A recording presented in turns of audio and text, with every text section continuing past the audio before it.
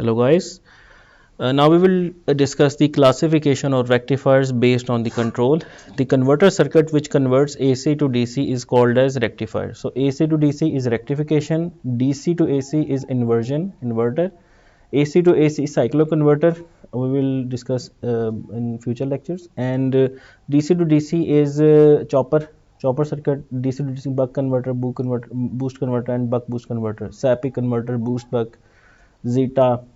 Okay, so we will discuss all these in the future lectures. The rectifier circuit using diodes only is called uncontrolled rectifier because your diode is uncontrolled switch. It is controlled by the circuit only. If its anode gets positive, it gets higher, means at higher potential than the cathode, it will be forward biased and it will start conduct. Okay, it will be short circuit. Okay, it will be a closed switch. And if its anode gets at lesser potential than the cathode, then it will be reverse biased and it will be open circuit. Okay, and it will not conduct. Okay, we discussed it earlier. All rectifiers are broadly categorized into three sections. Control rectifiers, it has thyristors only, no diodes. Half control rectifiers, it contains both thyristor and diodes.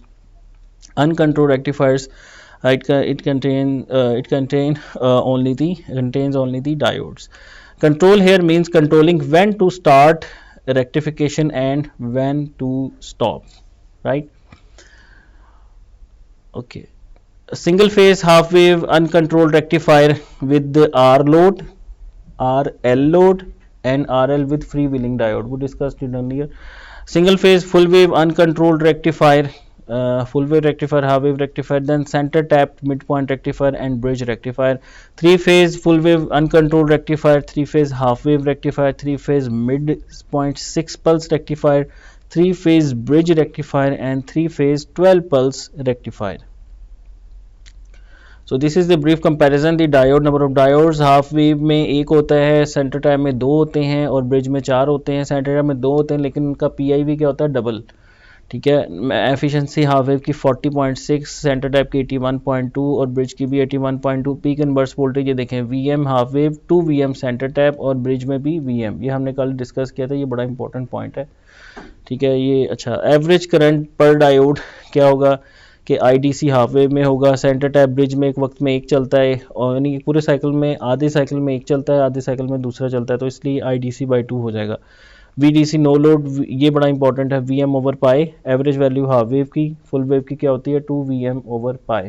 ठीक है, और output frequency ये भी बड़ा important है, half wave की F होती है और जो आपका फुल वेव है उसकी 2F होगी.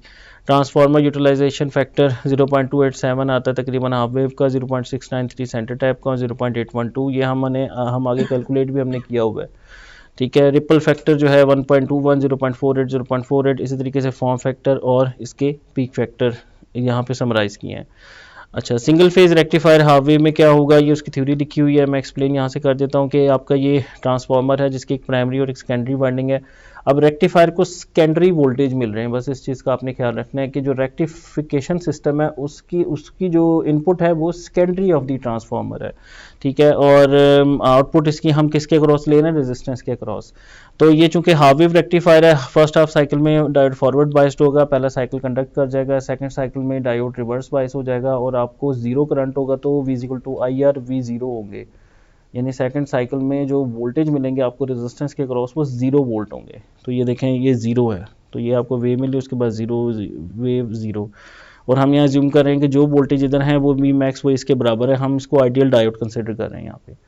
ठीक है, अब इसकी आप एवरेज वैल्यू निकालना चाहें तो साइन वेव की एवरेज वैल्यू 0 होती है, लेकिन इसकी एवरेज वैल्यू क्या होगी, इसकी एवरेज वैल्यू जो निकलेगी वो है VM ओवर पाई निकलेगी. ठीक है, इसकी इंटीग्रेशन आप करेंगे फ्रॉम 0 टू, पहले रखेंगे 1 ओवर टाइम पीरियड कितना है 2 पाई.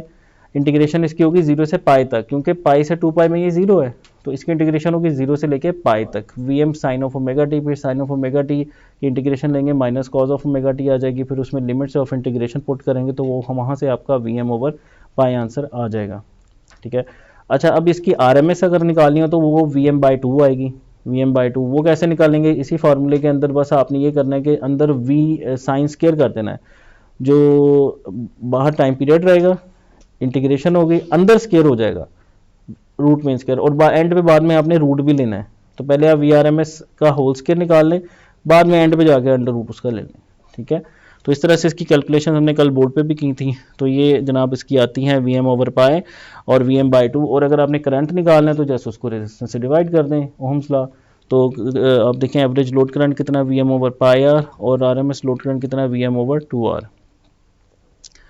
अच्छा, अब इसमें देखें कि कंटिन्यूस टू फ्लो। अच्छा, अब इसमें जो है RL लोड में मैंने बताया था कि RL लोड में क्या होता है कि यूँ समझ लें कि आपका जब डायोड बंद होना होता है ना पाइप पे, तो वो बंद नहीं होता पूरा, वो थोड़ी देर के लिए और ऑन रहता है। उसकी वजह क्या होती है कि इंडक्टर का जो नेगेटिव वोल्टेज होता है ना, वो मोर नेगेटिव होता है as compared to the source negative. Source पे भी तो साइन वेव ही है ना, वो भी आहिस्ता आहिस्ता नेगेटिव बढ़ना शुरू होता है ना, शुरू में तो वो काम ही नेगेटिव होता है। तो इस वजह से वो डायोड फॉरवर्ड बायस रहता है, और यूँ समझ लें कि आपकी जो वोल्टेज है उसकी ब्रेकें फेल हो गई और वो वोल्टेज आगे स्लिप कर जाता है, उसमें नेगेटिव जो है चुंज आ जाती है, मतलब नेगेटिव स्पाइक्स आ जाती हैं उसमें वोल्टेज में। तो इसका हल क्या है, RL लोड के साथ एक फ्री व्हीलिंग लगा दो, ठीक है। अब फ्री व्हीलिंग लगाने से क्या होगा कि आपका वोल्टेज को नेगेटिव जैसे होना शुरू हो गया, आपका जो फ्री व्हीलिंग डायोड होगा वो फॉरवर्ड बायस्ड हो जाएगा, ठीक है, और वो कंडक्ट करके शॉर्ट कर देगा और जीरो कर देगा वोल्टेज। तो ये उसका हल है कि आपकी ये जो इसमें जो नेगेटिविटी आती है इस केस में, जब जिसमें RL लोड होता है, तो उस केस में क्या होता है कि आप उसको फ्री व्हीलिंग डायोड से ख़त्म कर सकते हैं। तो ये देखें एवरेज आउटपुट वोल्टेज। अब इसमें देखें इसकी इंटीग्रेशन कैसे होगी। अब ये बीटा टाइम के लिए कंडक्शन कर रहा है ना यहाँ पे, अब ये पाई पे नहीं कर रहा, पाई से आगे जा रहा है बीटा।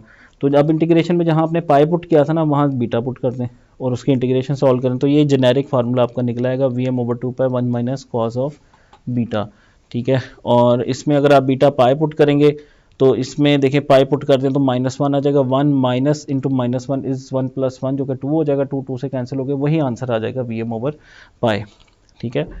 अच्छा जी, अब फ्री व्हीलिंग डायोड के साथ देखें इसने एक्सप्लेन किया हुआ है कि अगर फ्री व्हीलिंग डायोड ना लगा हो तो ये ज़्यादा चलता है D1, देखें इसका D1 का कंडक्शन पाई से ज़्यादा है, ठीक है। लेकिन अगर आप फ्री व्हीलिंग डायोड लगा दें तो ये पाई पे जाके बंद हो जाएगा, और उसके बाद जैसे ही ये बंद होगा DM चल पड़ेगा, फिर ये DM चल पड़ेगा, यानी फ्री व्हीलिंग डायोड आपका चल पड़ेगा, और फ्री व्हीलिंग डायोड के थ्रू फिर कंडक्शन होगा, यानी लोड करंट जो है वो आपका फ्लो करता रहेगा। पहले सोर्स से आ रहा था, बाद में फ्री व्हीलिंग डायोड से जो है वो अपना पाथ बना लेगा, ठीक है। अब इसमें दो तरह के मोड मैंने आपको बताया, कंटिन्यूस कंडक्शन मोड और discontinuous conduction mode. Continuous conduction mode में जो लोड करंट है, अगेन लोड करंट, वो जीरो नहीं होता कंटिन्यूस कंडक्शन में। डिसकंटिन्यूस कंडक्शन में वो क्या हो जाएगा, जीरो हो जाता है, और फिर जब नेक्स्ट साइकिल स्टार्ट होता है तो फिर दोबारा जीरो से उठता है, ओके। तो इसको हम कहेंगे कंटिन्यूस कंडक्शन मोड और discontinuous conduction mode. This is very important regarding your exam, okay. अच्छा, next, performance is improved by connecting FD across the load. FD prevents the output voltage from becoming negative, ठीक है। The load current waveform is more smooth and load performance is better, system efficiency is improved, and output voltage अब आपकी क्या है, output voltage वही होगी आपके Vm/π, और करंट क्या होगा Vm/πr, okay. Now we will discuss mid point full wave rectifier. ये एक फुल वेव रेक्टिफायर है, देखें इसमें, क्योंकि इसमें सारी की सारी वेव आपकी रेक्टिफाई हो गई है, जो नेगेटिव साइकिल था वो भी आपके पॉजिटिव साइकिल में चेंज हो गया हुआ है, ठीक है। और ये सेंटर टैप है, ठीक है। सेंटर टैप ट्रांसफार्मर क्या है कि इसमें प्राइमरी वाइंडिंग है और सेकेंडरी पे आपके पास दो वाइंडिंग्स हैं, ठीक है, दो वाइंडिंग्स है। और इसमें आप देखें कि A0 और ये B0, तो फर्स्ट हाफ साइकिल में हम ज्यूम करते हैं कि ये पॉजिटिव है और 0 पॉइंट नेगेटिव है, तो D1 फॉरवर्ड बाइस्ड होगा और कंडक्ट करेगा, ठीक है। तो आपका यूं जो है वो पाथ बन जाएगा इस तरह से, और उसके बाद नेक्स्ट साइकिल में क्या होगा कि जीरो जो है पॉजिटिव हो जाएगा, बी तो इसमें जो है आप देखें कि सेकंड साइकिल, पहले साइकिल में क्या होगा, A पॉजिटिव 0 नेगेटिव, ठीक है। और फिर नेक्स्ट साइकिल में जो है वो आपका जो है, नेक्स्ट साइकिल में क्या होगा भाई, नेक्स्ट साइकिल में आपका B पॉजिटिव, और जब 0 नेगेटिव होगा तो उस सूरत में आपका D2 जो है वो फॉरवर्ड बाइस्ड हो जाएगा, और D2 के थ्रू जो है आपकी कंडक्शन होगी, ठीक है। अच्छा, फुल वेव रेक्टिफायर की ये हमने बोर्ड पे भी किया था इसकी इंटीग्रेशन। तो इसमें कुछ भी नहीं है, जस्ट 1/2π की जगह 1/π जो है वो हम इसमें मेंशन करेंगे, क्योंकि अब टाइम पीरियड आपका हाफ हो गया हुआ है, फ्रीक्वेंसी डबल हो गई है और टाइम पीरियड हाफ हो गया हुआ है। तो 1/π अब इंटीग्रेट करेंगे 0 से लेकर पाई तक, वही फार्मूला होगा।